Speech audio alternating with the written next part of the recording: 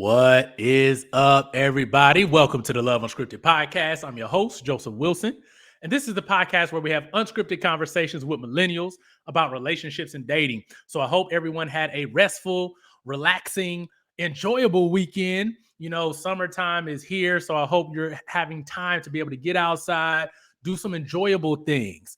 Hopefully you find some love. I don't know, like the bees are buzzing, the birds are chirping. Everybody's showing a little more skin. So I don't know. Get out there, put yourself out there, and see if you can happen to bump into love in some type of unscripted way. So I want to thank everyone who's taking the time out of their week, their morning, their day to join in on these unscripted relationship conversations, because our goal here is to have conversations that matter, and more importantly, get skills and tools for forming and maintaining healthy relationships, because it's not just the feels. It's not just the initial attraction. It's what we do every day with the person that we're with that can make a long-term happy relationship. Hopefully it is in marriage for you, and you're able to really just do life in a way that's meaningful for you. But we have to have skills. So thank you for everyone who shared it, everyone who's reposted the clips. I really appreciate each and every one of you for doing that, and just keep doing it. Keep these conversations going. So last week, if you missed it, you missed a really good one. We were joined by certified coach and speaker Deborah Faith, where we talked about how social media is distracting you from true love. And so if you're wondering how social media may be impacting your view on relationships, the different information sources, how they actually make you act and respond differently in the real world, go ahead and pause this episode and go listen to that one so you can get some practical tools on how social media can just be a tool that you may use for business, connecting with others, getting new ideas, and not one that is making you have a tainted and unrealistic expectation of love. So we're going to go ahead and we're going to just start this episode. I got another great guest who's going to be joining us this week. I'm super excited. Hold on, let me get them in here. All right. So, sir, introduce yourself. My name is James Bush. I'm a licensed professional counselor in a bunch of states, and I am your manversationist. So glad to have you on. See, y'all, I tried to bring on knowledgeable people, and I'm always biased. I don't know. What's funny is it didn't start off being a lot of clinicians. It was initially just people that I knew having conversations about relationships, but somewhere, I guess it was like during the pandemic, people needed some real tools, like real applicable information. And somehow I just started connecting with a bunch of therapists, and we just interview them, because guess what? Therapists are real people too. Therapists are in relationships. They get married. They have kids. We're doing life just like everybody else. So I just want to first and foremost thank you for being on the show. We get divorced too, Joe. Hey, all of that. All of that. All of that, bro. Yeah. So before we get started, I want to go ahead and do some get to know you questions, All so right. the audience can get a little more acquainted with you and get to see a little bit more about you. So here's the first question. We're so much in this hustle and bustle grind culture. Everyone is always moving 100 miles an hour, trying to get to the next goal, achieve the next milestone in their life. But it is important to take time for yourself to disconnect from the world, to recharge your battery so that you can show up as the best version of you. So in other words, James, what are some things you like to do for self-care? Well, my self-care can be as simple as just sitting in my bed and just relaxing. I like my bed. It's very comfortable. Sometimes I scroll on TikTok, and I like sports. I like skits. I like comedy. I deal with reality as a therapist and clinician all the time. And so what I like to do is I like to laugh. I like things that are funny. Some stuff is probably not PC, but it's my phone and my TikTok. So that's what I'm going to listen to. On a larger scale, I like traveling. I love the beach. South Florida is probably my third home. And so I like to get a nice little place on the beach and just relax, chill out, nice beverage. And if I have the opportunity as well, I like to rent a vehicle that goes fast. So yeah.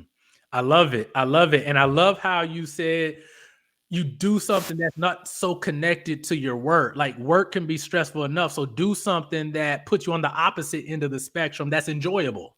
Yes, yes, yes. Getting out of that normal environment, having a break from reality. Because I don't think enough people take a break from reality. Somehow, some way we guilt ourselves into continuing to do things that are somewhat closely related to our job and labeling it as productivity. That's right. So I like that idea of getting away, getting out of your normal environment, or just staying in a place that's comfortable, like your bed. So I definitely like that. So here's the second question. Who is someone that inspires you? And they can be either past, as in no longer here, or they can be someone living. So who inspires you? That is definitely a tough one because I've been inspired by so many individuals, their lives, autobiographies. When I was younger, I used to read them, basketball stars, which would be Charles Barkley's or the Michael Jordans Mm, or the actors and celebrities, or man, the at that point in time, he was a general surgeon, Ben Carson, and some of the mm, quotes that he's made is saying, "Look, I can lose everything I have tomorrow, but by why I know I can get it all back just like that." That's powerful. It's about, and knowledge is powerful in that moment. So I've been inspired by so many messages and lessons and lifestyles because it's one of those things where I heard a long time ago, I'd rather see a sermon than hear a sermon. And so when I'm mm, looking at people and I'm looking at their lifestyle, I'm like, okay, boom, I see perseverance, I see resilience, I see determination, I see those intangibles that you're just not talking about, but you're living and you're doing. mm. That's powerful because we're not just a result of what we do, we're also a result of who we're influenced by. Yes. That's really important. And I like to hear who influences and inspires people because it gives me a little bit more understanding of people. Yes. Like we tend to gravitate to who aligns with either where we are or where we want to be. And it's good to see where people's mind goes when you think about Oh, inspiration. oh man, it's just one of those things. Again, I had a football coach in, I think I was in fifth grade, where I mean I came in and I pretty much missed a tackle. And once I got off the ground after missing the tackle, he yelled at me. He said, "Bush," and I'm like, "Well, coach, this no excuse, no excuse." And that's something that I've lived with, that I offer, and sometimes that I guess maybe I even project on other individuals. No excuses. I mean, you're crying. Why are you crying? There are no victims in this situation. No excuse. That's good. And we're going to come back to that conversation a little later on in the podcast. I do want to talk about that because I think those type of experiences really shape men. And Right. so we'll have a talk about that later. But here's the last question. What comes to mind when you hear the word love? Love. There's definitely not that old gooey, feely, touchy, and other kind of stuff that Disney has made popular over a large amount of time. But what I would say is that it comes about extending yourself, extending beyond yourself, seeing to the needs of another individual, having a level of care for them that meets their needs that is beyond what you can even comprehend at times. Finding that connection with them so that they can be better off in the long run. It extends to an individual, it extends to a community of people. It's very powerful because it's very selfless in that moment. Mm, selfless. Definitely. Selfless. That's one of those words that gets left out when we're talking about love. It's been replaced by another S word, self. Oh yeah. Oh yeah. Yeah, that one right there. I'm not happy Ooh, anymore. yeah, Uh, yeah, it's a bunch we of could go BS. on and on about that one, but we'll just leave it right there. I like what you said about it. And the reason I asked, I want people to get a different idea and a different perspective on what love is, because it's not that ooey gooey feeling, Yeah. especially when we talk about being in relationship with your partner or your spouse. It definitely has different meaning at different times. Right. And I think if people aren't cognizant of the different forms in which way love shows up, we can be disappointed often and frequently if we only have the manufactured version of love, which is ooey gooey, fireworks all the time, rose colored glasses kind of thing. So, Well, it's just the same way as, love has a wide definition to it. The definition of manhood has a wide definition as well too. It doesn't show mhm, up the same as in from one person to another. And unfortunately, our society has relegated or taught men that you're supposed to look like this, when unfortunately some of those definitions are no longer existence, or mm, we don't have to do that anymore because of technological advances and where we are in our time period. So we right. have to open ourselves up to receive. Mm, good stuff. And I think that's the perfect segue into our conversation that we're going to have today. And we're going to have, so first of all, you have this term manversations. Could you explain to us what that is? A conversation is not just a conversation between men. A manversation is a discussion. It is aid. A manversation is help. A manversation is a direction. A manversation is guidance. A manversation is those things that maybe philosophically you kind of, grin at, but you know what? I need that right there. Those are manversations. There are important tools that help shape, the direction of manhood moving forward, and men and manhood moving forward in our current times. Mm, so that's good. So me and Deborah last week had a conversation about how social media has altered the expectations of love and relationships, how it has shaped and morphed love and relationships. And one of the things I want to talk with us is that it's changed what a lot of people's view of men are when it comes to love and relationships. So, Mhm. my first question, James, are men in real life really as bad as what's being portrayed on social media? Is what's happening on social media like a good representation of what's happening in the real world? Yes, it is. It's a great representation. Why? Because it shows, man, that those who are uploading that information potentially are lost, potentially are hurt, potentially have a lot of trauma. And the thing is that until we get a level of understanding and information about the individual, it's the craziest thing. I've done research. There was a human sexuality research that I did maybe earlier this year, and one of the things that I found is that men and women know so little about one another. We're just so different, and because we don't understand the differences, then we don't understand sometimes how we show up in certain places with one another.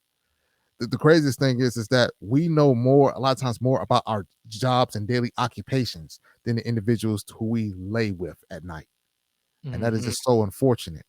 So yes, on social media, you will see these depictions of, well, they're not doing this, or she's not doing it, and all this bickering and fight, because again, we don't know of the individuals who we're in a connected relationship with, and that's Mm. unfortunate. And that is, and that shows a lack of awareness. Yes, And here's something that we talk about in couples counseling a lot is curiosity, yes, like being curious. We talked about selflessness, but there's a lot of selfishness, which means I'm only looking at how I benefit from relationships. Therefore, I do not look at what other people need, require, um, or how they are, period. Like exactly. men are a certain way, We are. women are a certain way. They And are. it's not, it doesn't vary too much. Like there are things that are unique to people. But Yes, for the most part, on a large scale, men value certain things. we And do. I know that people don't like that, but here's the thing. In our profession, there are certain characteristics that we can attribute and have a base level understanding of to move forward with people that we've never met. Hmm. There are certain, I don't want to say assumptions, but certain things that we could say most men who, if we're dealing with them in therapy and they have a challenge, they're going to be concerned about a couple of areas. We Yes, know this because we study multiple men across age, race, religion, creed. right. I And mean, I would definitely agree with that because it's funny when you say the couples that we work with, a lot of men they come in, they're complaining about the same thing. And it's just like, oh, okay, so this isn't just germane to this demographic, this population. This cuts all across, man, the landscape of what men are seeing, what they're frustrated with, what they're challenged with, and what they're needing. And unfortunately, until we begin to make ourselves more amenable and open ourselves up to have these discussions where it's like, look, I'm not looking to be triggered. I'm not looking to argue with you. I'm looking to learn. I'm looking to grow in this moment and I'm seeking to understand, not to be understood, Mhm. then I can have an opportunity to actually have some success of some sort within these things we call relationships. Until then, toss that, man.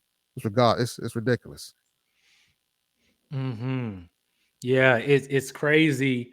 And one of the things that I think social media has done a really good job of is putting people in boxes and making it seem as though people's experiences, people's what they need, want, and desire don't really matter if it goes against what you specifically want, what is comfortable for you or convenient. Right. We have difficulty doing that. And like you said earlier, I want to go back to this. You said the definition of manhood is not the same for everyone. It's not. I love that.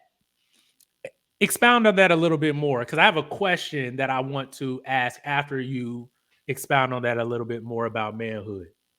So I mean, if we go back, man, to maybe not even just let's say maybe a good 100 years or whatnot. I had my grandfather from the eastern shore of Maryland or so. He worked out in the field a lot. He killed cows. He was a farmer. He basically had a truck and everything. He did all of those things, brunt work. He was out in the sun. I mean, it was very hot. It was very, uh, it was brunt work, is what I call it. Now he has a grandson. His grandson sometimes sits on a couch in a nice, cool, air conditioned, temperate environment, and he talks to people for a living or so like that. Now, my grandfather was considered a man's man or whatnot. At times, I'm considered a man's man. We have two different ways and walks of life. You know, how we show up, how we present. He used his giftings and talents, and I'm using my giftings and talents or so to go and provide for my offspring, provide for my significant others, whoever they may be. Well, my significant other. What I will say in all of that is that the definition is so widespread. We just can't box you in and just saying, if you do this, then that makes you a man. It's, it's one of the dumbest things I've ever heard in my life. I've heard a celebrity not too long ago said that I believe a man, I mean, you can't be a real man unless you know how to change a tire. So I said, and I challenged them on that. I said, okay, well, wait a minute. What about this? So if I change the tire, but I don't take care of my children. I don't take care of my spouse. I don't pay for my child support. I don't do all of the other things. I don't protect them when they are having medical ailments or issues or things along those lines. Am I still a man? Mm. Mm. I'm being relegated to some sort of action as opposed to there are other things that come from me to benefit my offspring, my progeny, as well as my community. Does that make me a Right. man or make me a less of a man? It's one of the most ridiculous things I have. And I think one of the things too, as being a man, especially in this day and age, is being able to have your own mind and not follow the wave or stream of consciousness of others because it sounds good. No, what do you think about that? Sometimes you will have to challenge those things. Doesn't make you a bad person, doesn't make them bad. But it's like, I don't endorse that idea. Mm. Mm. So think about this. There have been this preset idea of how men should show up in the world Mhm. and also in relationships. So Right. let's transition there for a little bit. For the longest since I can remember, and even historically, it has been viewed that the man is the leader of the relationship and the family. Do Mhm. you feel like that role is still needed, that men should still be the ones leading relationships and their family? Or do you think that how society is going, where everybody is taking on the leadership role and there is no preset leader? I'm gonna sound it. how much time you box yourself in on that one. How much time do we have? Hey, Look at go for it. look at Go the for it. last 50 some odd years. Look at the demographic of individuals who were basically attacked, who were targeted, who were widely incarcerated, where skilled labor was taken out of high schools, where man they were incarcerated, not allowed to gain skillful labor and whatever have not, et cetera, et cetera. You guys know who I'm talking about. The thing is that we see the impact of what was made on that group and the effect that it has had on a culture thus far. That's why leadership is important. Leadership is not necessarily saying something to the nature of that we all can do it. Because guess what? Anybody can go and put their hand up and say that they are. But just because that you sign up for a position does not mean you are equipped. Does not mean that you have the bark or do you have the determination, the ferocity in your voice, man, to command thousands, to lead those. That's what I'm talking about. So we can go and we can make all these little new age nuances and these funny labels about what's supposed to happen, what can. When I go and I work at juvenile court or juvenile detention, and when I see that the amount of single parents, as well as two-parent households, and I see where the young men are at and where they're lacking, at, I say, okay, it's not necessarily saying that maybe they are missing a father, but they need some direction, they need some guidance. That's man the value of a man. And We it's don't have interesting. if we don't have that, bro, then what do we have? Right, right. And it's so funny because with people moving away, because I know there's a big movement of people who are leaving fundamental Christian beliefs. And Right? a lot of people's reason for men leading the home was some type of spiritual or religious reason Mm-hmm. for that. But as we move further and further away, I'm starting to notice that there is a more all hands on deck, everybody has equal say Mm-hmm. in relationships. And I understand it, I get it. And at the same time, I still recognize that there is a need for someone to be able to make final decisions, make important decisions, and for someone to blame when things don't go right. That's another part of it. So think about it. I've always I so back in my early 20s, I used to be part of I used to be part of a youth ministry team. And it was a lot of us, we were young and we were trying to see who the leader was going to be. And Mm-hmm. nobody wanted the responsibility of being the one to organize the meetings, keep the books, keep the records, all of that stuff. And we kept saying, hey, let's just all do it together. But the pastor took me aside and was like, hey, do you understand that if this is done by committee, then it's going to take twice as long to make decisions. Mm-hmm. And if no one is making the decision, the people you're supposed to be helping and supporting don't know which way to go. That's They right. don't know which way to follow. And it really doesn't matter if it's a good decision or for that situation the wrong one. It still needs to be made. And so when I look at relationships, I still think it is necessary to have someone to follow. I think unfortunately we've gotten to this place where because you make a certain numerical dollar figure, that means you are the leader within a home. I go back to the old school R&B group, the Temptations. David Ruffins was one of the most talented singers. For those who don't know, Eddie Kendricks was one of the most talented singers. But Otis Williams was the leader of that group. He brought them together. And so sometimes you have to say to yourself, it's not about man how much money you make. It's not how much talented you are. It's not how much you are being seen, but it's how you can galvanize the troop and galvanize those to follow you when needed. When you are having one of life's issues, when we're having challenges within our household, challenges with our kids, when we're having medical illnesses, deaths in the families or whatnot, when we're looking at financial woes or whatnot, those who can galvanize the family group and lead them past that place to something greater. That's man leadership. Unfortunately, everybody doesn't possess that though. Right, right. And I'm not in favor of tyranny. I'm in favor of a system. I Exactly. believe everyone has a role and responsibility in the relationship. And I think those can be negotiated before you get into a relationship with somebody. You said roles, Joe. Oh, of course. Like I believe that there should be roles.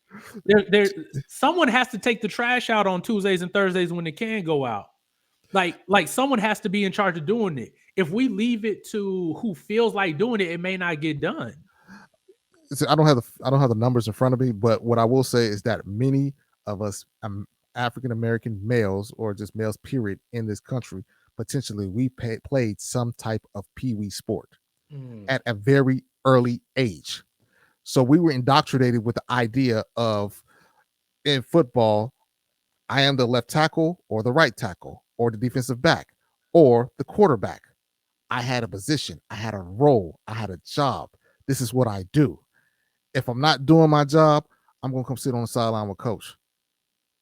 Period. We have been given that lesson very early on.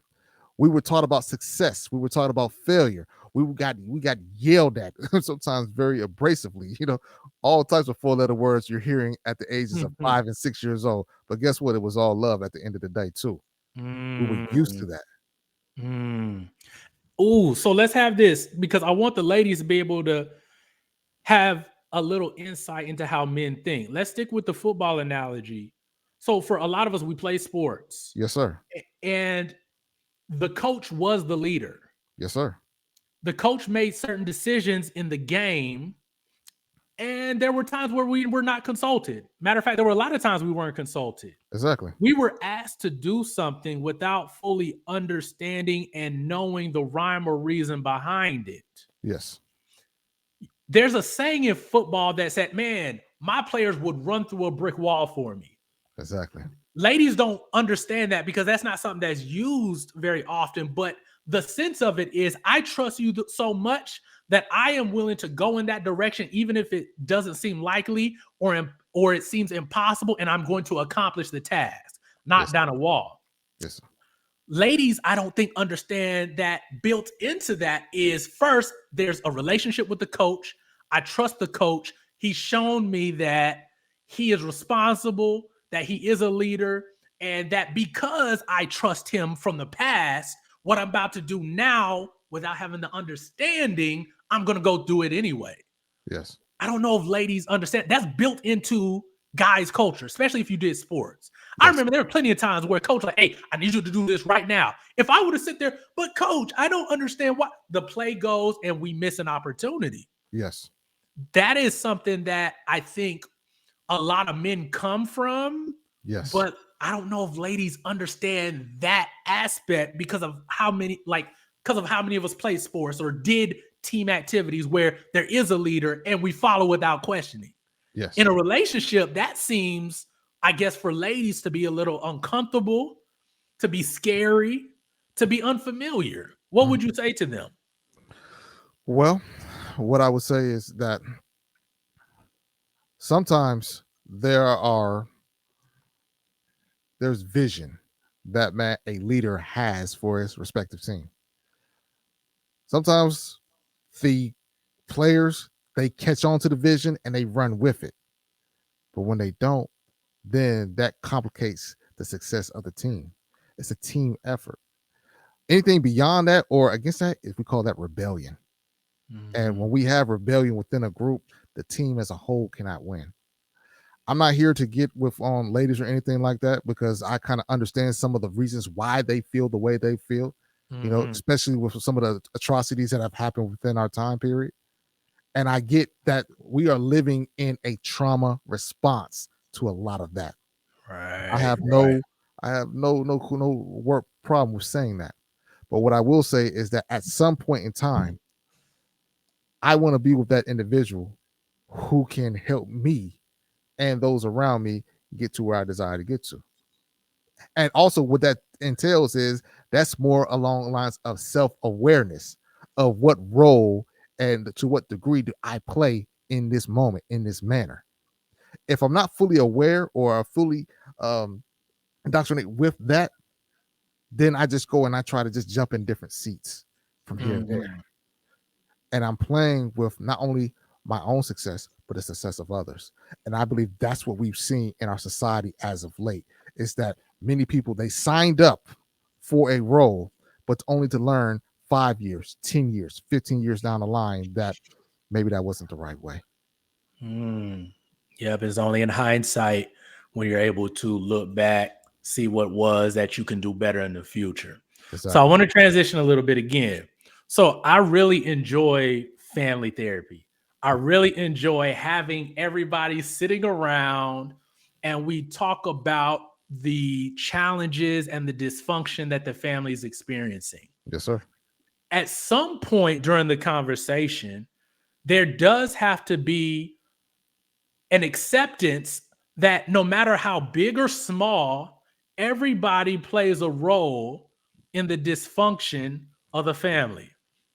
Now, Dr. Umar Johnson just recently came out on a podcast and is beginning a lot of circulation where he is challenging and saying that men are playing a role in the dysfunction of the gender war. Mm-hmm. Do you think that men can have manversations in a way that can allow us to take responsibility for our part and then start acting in a way where we can start to repair this thing? Because we're going to have kids in the future that are going to have to live in the world that I create, that my friend creates, that the man across the street creates. So do you think we can have manversations or conversations in a way that can bring about positive change? I do believe we can have those conversations, but what I will say is the backdrop of it is that a healing must take place within the individual and the culture. Mm. Because sometimes we emote out of our healing from a negative space, from a standpoint that I'm just doing this because, man, I don't want to get got any longer. So I'm going to make sure that I go do this. Want to know why I know that? Because I've done it. Coming out of a divorce, oh man, I was Captain Skipper. I did all the most that I could do. But as when I got farther from that, as I began to heal, as I had other individuals who were male as well as female speaking to my life in a positive manner, who were empathetic. I'm going to say it again, empathetic, non-judgmental, who can actually, man, talk to you from a standpoint of, it's like, I understand what happened. I understand what you're going through, but maybe let's look at it a little bit differently. Mm-hmm. That unconditional positive regard, you know, that congruence. Those things are very necessary because it's like, okay, I'm not being judged. I'm being aided. I'm being helped in this manner. And so then now I can go and have those conversations with those other individuals. Why? Because I have become relatable to them. I speak on it. They know that it's coming from a loving and positive atmosphere. But until I have been received into the fold, then I have been potentially, man, cut off, blocked off, not listened to. I am inaudible to that individual. Mm. So we have to get to a space, man, where we're able to establish those connections. But unfortunately, we have too many voices that are judgmental in nature and no frame of reference. Man, it's crazy. You brought it up. Unconditional positive regard. That's a term that we use in the healing profession that they teach us very early as a way to look at our clients, regardless of how they come in, the decisions they may have made or continue to make, that puts us in a frame of reference as seeing them as people who Yes. can do better if they're able to get certain tools, make certain changes, and make certain adjustments. It's a Right. mindset. And for men to come to other men who may have not hit the bar or whatever the bar is, Right. to be Right. able to come alongside them to support them in a way that one grows camaraderie between the two of you as you're speaking, but that has a ripple effect into the people Yeah. that they interact with. Yes, exactly. And I love those because it's part of the process. It's part of the journey. Is that when the fact is that you know that somebody that you come into contact with, they are in the midst of their journey where you were maybe 20 years or 10 years or 5 years ago. And you say, okay, I understand. I know what this, that, and the third. Okay, boom. Here it is, though. Here's how we can kind of look at this a tad bit differently. And that is the rewarding feeling because again, there's a relatability in there. There's I'm gonna actually say it, there's a love that is shared between brothers in that moment to say, you know what, you got a point there. And then also too, there's that there's that small abrasiveness. It's like, man, how the hell did you think that was going to work? And then y'all both can laugh at him. He's like, man, I was like, yeah, I know, because I did it too. And it's so there's that love in there, there's that interaction, there's a community in there.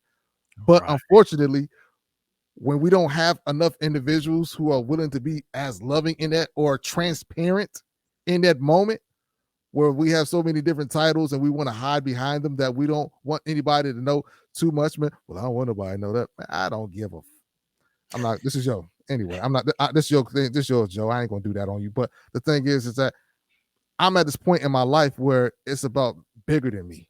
It's about, Mm, man, our community, and it's about, mm. man, our younger brothers as well as our older brothers being able to get to that place where they are supposed to be in their life, honoring their values. So here we go. This is where I wanted to go next. This is perfect. And we're having a man-to-man conversation. There's a trend that's happening and it's very alarming to me. Mhm. There are a lot of men who are questioning what their responsibility is in the world. So Right, I'm of the belief that if we are going to fix this relationship dysfunction, I don't even want to call it gender war.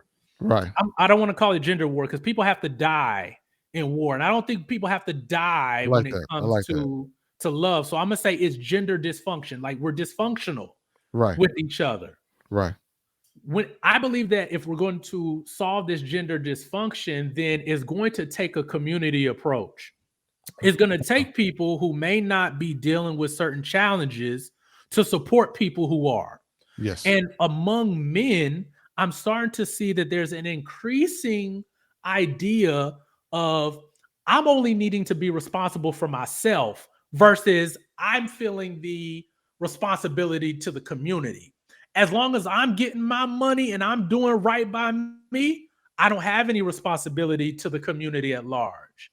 What are your thoughts on this idea of individualism versus community in order for us to heal or to bridge this gap of this gender dysfunction that we're having?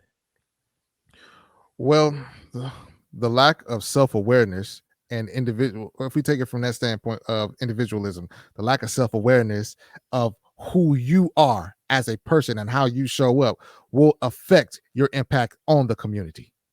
So the thing is that if I subscribe to the cultural tropes of other individuals, I am putting on shoes that don't fit me but fit other individuals. And so when I do that, then I begin to walk their walk. But our society is crippled because they never get that gifting, that awesomeness of me. So first and foremost, I must go and find out who I am. And then as I begin to find out who I am, my values, as I become more aligned with them, then I begin to walk in power because my decision making has become that much more efficient and effective. And then those men who are walking with me or so like that, we are able to touch. It's the simplest thing. We know about, man, athletics. We know about sports. We know who's running on that floor is gifted in what they're doing and who ain't.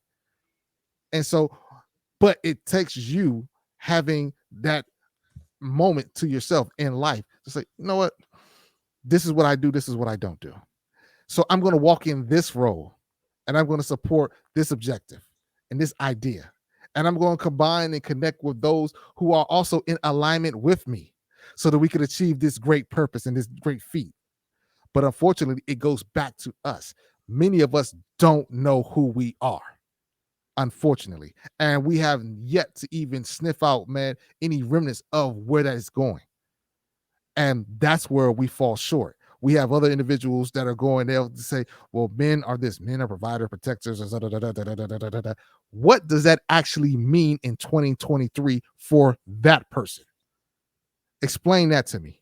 And until we can do that, man, we'll be forever lost. Right. It's going to take a community effort.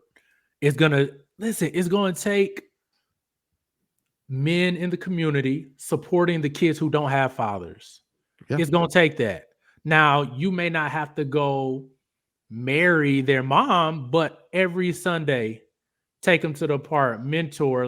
That's a very low entry level to supporting your community.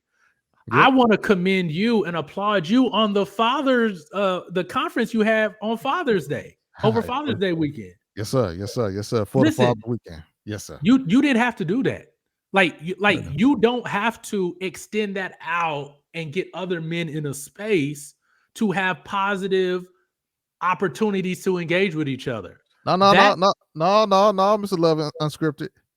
I had to. It's part of my purpose. It's part of mm, my destiny. If I don't mm, honor them, who will? mm, I had to do that, what resonates with me, with those things that where I wake up 12 o'clock, 2 o'clock in the morning or whatnot, and just saying, there's a gap right here. That pains me to see my brother this way, or that pains me that we're not honoring them. Man, they're doing some great work. Or that pains me to sit in the barbershop and hearing the conversations that are going from a barber to, man, a 6-year-old kid or whatever have not. It's like he needs to be honored, man. Give him his flowers right now. Celebrate that man.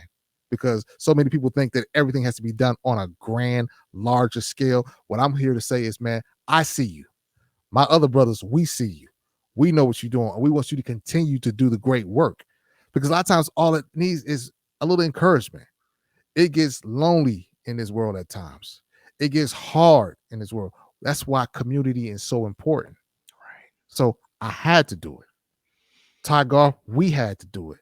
Dr. Omika McNeil, we had to do it. It's not something that, no, we had to, man. And when people understand, that's what's going to start to have the ripple effect in our community. That's Exactly. that's how healing happens. Exactly. Is people walking in their purpose and in their calling in a way that it uplifts and allows healing for other people. Yeah. Like it may not be your plight or it may not be your area of challenge, but you are important and you are needed to bridge the gap for somebody else. Yeah. How, man, listen, I've been working with you since 2011 when I was in college. Yeah. Like I didn't have to do it. I Didn't have could to. have just gone to college, gone and got a degree and start living the high life. Yes, sir. But I had a calling and I had a spot for kids in the community that just needed to see positivity, Yeah. uplifting, Yes. encouragement. A lot Yes. of the positive things I say on the internet is what I've been saying to kids for almost a decade. Yeah. And that's the kind of stuff that I think men need to be doing. I'm going to say it. Men need to be doing that more. There's a Exactly. lot that I feel can change when men get on the same page and not Oh, wait for yes. other people to tell us what we should or shouldn't do Exactly. to be able to do that. We just got to start moving. And I think that will start to impact our romantic relationships. That will start to impact our marriages. That'll start to impact our children. And as a result, it'll impact the families as a whole. So I want to go ahead and transition into our last segment of the show, Okay. and that flip Cool. the script. And that's where our guest provides a simple tool or strategy for how to either deal with a certain situation that we discussed in the episode. So, Mhm. James, you ready for your question? Let's do it. All right. So, there may be some men out there who are like, you know what? I need to start getting involved in some of these manversations. I Mhm. need to start being a part of the conversation. I need to be a part of the solution. Mhm. So, what are some ways that men can start having these manversations in a way that positively influences and impacts their relationships? Show up in excellence. Show up in excellence. Period. Become a student of you. Look at those areas in your life, your strong points and your not so strong points. Work on them. Seek out aid, therapy, coaching. Become better in it. A lot of us guys, guess what? When we played wide receiver, when we played running back, we had wide receiver coaches and running back coaches. Guess what? The most unpleasant point of that whole experience was film study, where you had to go and watch yourself miss a tackle, miss a block, or whatever have not. But it's when we become vulnerable and we have the will and the desire to do better, then we can go and take that learned behavior and transform our communities. Because now I can go and reach out to my younger brothers or, man, my older brothers and let them know. It's like, guess what? You know what? Yeah, I did that too. I had troubles in it. Here are some strategies or potential tips that can help you along the way. and it becomes somewhat of a magnifying effect, multiplicative effect, in the sense that he hit 5, those 5 hit 20, those 20 hit 1,000, those 1,000 hit 8,000, and so on and so forth. But until the one decides to take the mandate, I want to say, and find out who they are and what they can do to transform not only themselves, but their community, we will be forever doomed. Because all we need is just one. All we need is one. So do the work. And there you have it, James. Thank you for joining us this week. No problem. Appreciate you having me on, bro.